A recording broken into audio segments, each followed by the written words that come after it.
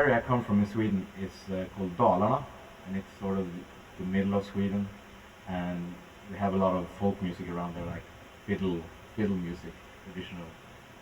So that's how I started to play. That's the first instrument I played was violin. As a 7-year-old.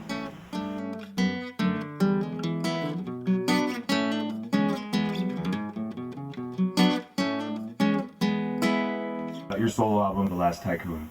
I've read that it's several years in the making. Well, I didn't even know it was an album then. I started to record a couple of things at a friend's apartment, and that was late 2005. And then of course we sort of had a hit with Writer's Block and started to tour all around the world. So it's been on and off, but that was like the starting point, and then I finished it off in December. But I would say if I put all the days together, it would probably add up to about 3 weeks a month. So it's not like a big production. It's more like, you know, I haven't had time to do it in a row. So it's more about that, yeah. This departure from Peter, Bjorn, and John, is this temporary? Obviously, we're working very much right now with a new album, so in that sense it's temporary, but I do find it very liberating to have a different outlet.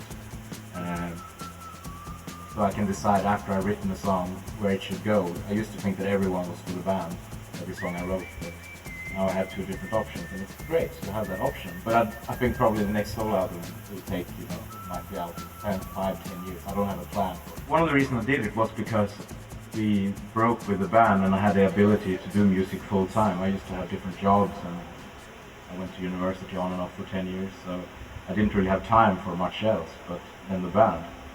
But now I have a lot of time, so I can do even more music, so yeah.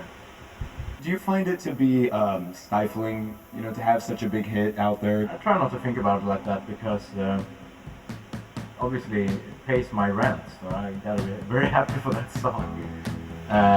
But for me personally and for the band, it's not about repeating anyone's expectations or success. It's more about just doing what you want to do.